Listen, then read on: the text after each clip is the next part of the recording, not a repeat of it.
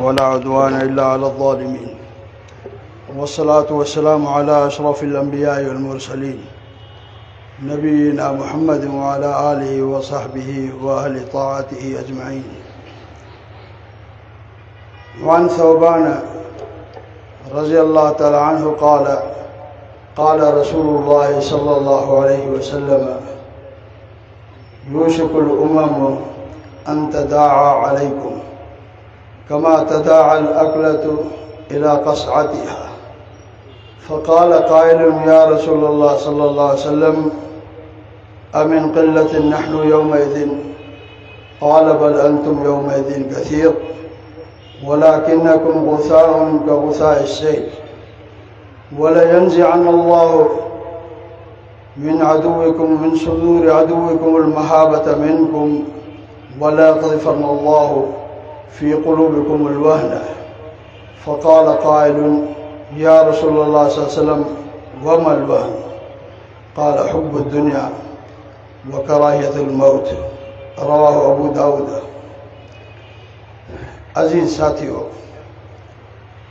असां जा उस्ताद मुहतरम अज़ीम मुहद्दिस स्टेज ते मौजूद आहिनि. असांखे उन्हनि जे साम्हूं बयान करण जी एतिरी हिम्मत न थींदी आहे. पंहिंजे उस्ताद मोहतरम खे सबक ॿुधाए रहियो आहे. अवामुन नास जे लाइ तक़रीर आहे. हक़ीक़त ॾिठो वञे असांजी सिंध ते अज़ीम एहसान आहिनि. शेखुल अरब वल अजम अल्लामा सैयद बदिउद्दीन शाह राशिदी रहमहुल्लाह ताला रहमतन वासिआ. उन खां बाद फज़ीलत शेख मुहद्दिसुल असर अल्लामा अब्दुल्ला नासिर रहमानी हफ़िज़हुल्लाह ताला जा वॾा एहसान आहिनि. न त असांखे कहिड़ी ख़बर त क़ुरान छा आहे, हदीस छा आहे, मनहज सलफ़ छा आहे. असां त उन जॻहुनि ते वियासीं जिथे तक़लीद जा पटा असांजे गिचुनि में हुया, जिथे पीरनि ऐं मुर्शिदनि जे पेरनि ते माण्हू किरियल हुया, जिथे माण्हू क़बरुनि जूं मिटियूं चटींदा हुया. लेकिन ही अज़ीम एहसान आहिनि ऐं हिननि शख़्सियतुनि जा एहसान हमेशह सिंध जी धरती इन्हनि शयुनि जी गवाही ॾींदी त ही अज़ीम मुहद्दिस अल्लामा अब्दुल्ला नासिर रहमानी जा कारनामा आहिनि जो अॼु असां जहिड़ा गुनाहगार हिते तव्हांजे साम्हूं बीहनि था. अज़ीज़ साथियो, तव्हांजे साम्हूं हिकिड़ी हदीस बयानु कयमि जेका सोबान रज़ी अल्लाह ताला अन्हु खां रिवायत आहे. चए थो त फरमायो रसूल अलैहिस्सलातु वस्सलाम: यूशिकुल उमम अन तदाअ अलैकुम कमा तदाअ अल अकलतु इला क़सअतिहा. अन क़रीब ओ वक़्तु ईंदो जो तव्हां ते अॻियूं उम्मतूं जेके आहिनि काह कंदियूं. यहूदी, ईसाई, नसारा, मजूसी जेके बि ग़ैर मुस्लिम आहिनि तव्हांजे मथां काह कंदा. कमा तदाअ अल अकलतु इला क़सअतिहा. ईअं काह कंदा जीअं कंहिं बुखायलनि माण्हुनि खे खाधे जे प्याले में छॾिजे, कीअं उहे खाधे जे प्याले जे मथां किरंदा. इहे कुफ़ार, इहे मुशरिकीन, यहूद ऐं नसारा तव्हांजे मथां ईअं ई किरंदा जीअं बुखायल माण्हू कंहिं खाधे जे प्याले ते किरनि. फ़क़ाल क़ाइलुन या रसूल अल्लाह सल्लल्लाहु अलैहि वसल्लम अमिन क़िल्लतिन नहनु यौमइज़िन. अर्ज़ु कंदड़ अर्ज़ु कयो: या रसूल अल्लाह सल्लल्लाहु अलैहि वसल्लम, छा उन्हनि ॾींहंनि में असां थोरा हूंदासीं या असां वटि माण्हू न हूंदा या अफ़राद जी कुवत न हूंदी या हथियार जी कुवत न हूंदी? आख़िर कहिड़ी शइ हूंदी जो माण्हू असांजे मथां काह कंदा? फरमायो: बल अंतुम यौमइज़िन कसीर. बल्कि तव्हां घणा हूंदव, तव्हां में कमी पेशी न हूंदी, खोटी न हूंदी, मुस्लमाननि जी अक्सरियत हूंदी, मुस्लमान घणा हूंदा, ॿियूं सभु कुवत हूंदियूं. वलाकिन्नकुम गुसाउन कगुसाए सैले वलयंज़िअन अल्लाहु मिन सुदूरि अदुविकुमुल महाबत मिनकुम.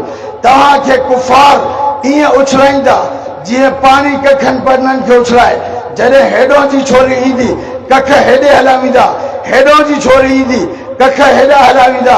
छा जहिड़ा आख़िर सबब छा हूंदो? वलयंज़िअन अल्लाहु फी सुदूरि अदुविकुमुल महाबत मिनकुम जेको मुसलमान में रोब आ, मुसलमान में दबदबो आ, मुसलमान में कुवत आ, वो मुसलमान जो रोब यहूदिन जे मथा जेको आहे, ईसाइन जे मथा आहे, वो मुसलमान जो रोब खत्म थी वेंदो। अल्लाह तबारक व तआला वो रोब खत्म कंदो। वला यंज़अल्लाहु फी सुदूरिकुम अल-वहन, ऐं अल्लाह तबारक व तआला तव्हांजे दिलनि में वहन बीमारी पैदा कंदो। फ़क़ाल क़ाइलुन या रसूलल्लाह सल्लल्लाहु अलैहि वसल्लम वमल वहन, अर्ज़ कंदड़ अर्ज़ कयो साईं वहन छा आहे? फरमायो हुब्बुद दुनिया व कराहियतुल मौत, दुनिया सां मोहब्बत, दुनिया जो हिर्स। तव्हां चवंदव न असांखे अल्लाह सां वधीक मोहब्बत आहे, अल्लाह जे रसूल अलैहिस्सलातु वस्सलाम सां वधीक मोहब्बत आहे।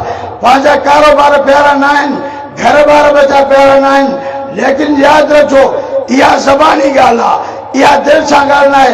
कुल इनकान आबाउकुम व अबनाउकुम व अख़वानुकुम व अज़वाजुकुम व अशीरतुकुम व अम्वालुन इक़्तरफ़्तुमूहा व तिजारतुन तख़शौन कसादहा व मसाकिन तर्दौनहा अहब्ब इलैकुम मिनल्लाहि व रसूलिही व जिहादिन फी सबीलिही फतरब्बसू हत्ता याति अल्लाहु बिअम्रिही।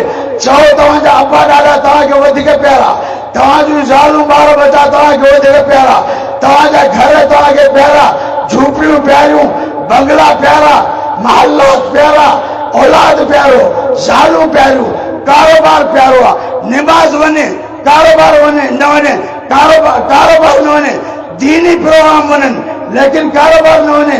निमाज़ वई त बाद में पढ़ी वठंदासीं, लेकिन वो तख़शौन तिजारतन तख़शौन कसादहा व मसाकिन तर्दौनहा अहब्ब इलैकुम मिनल्लाहि व रसूलिही व जिहादिन फी सबीलिही। फरमाए ये सब शयूं अल्लाह खां वधीक प्यारियूं आहिनि, अल्लाह जे रसूल खां वधीक प्यारियूं आहिनि, अल्लाह जे दीन खां वधीक प्यारियूं आहिनि। फतरब्बसू, इंतज़ार कजो, हत्ता याति अल्लाहु बिअम्रिही, तव्हांजो अल्लाह जो अज़ाब अचे। यादि रखजो मुसलमानो अॼु अज़ाब न आहे, अल्लाह जो छा आहे? कुल हुवल क़ादिर अला अन यबअस अलैकुम अज़ाब मिन फौक़िकुम औ मिन तहति अर्जुलिकुम औ यल्बिसकुम शिया व युज़ीक़ बासकुम बास बअद। अॼु मुसलमान हिक में टुकड़ा टुकड़ा, ही सिंधी आहे, ही पंजाबी आहे, ही पठान आहे, ही मुहाजिर आहे, ही पख्तूनख्वा आहे।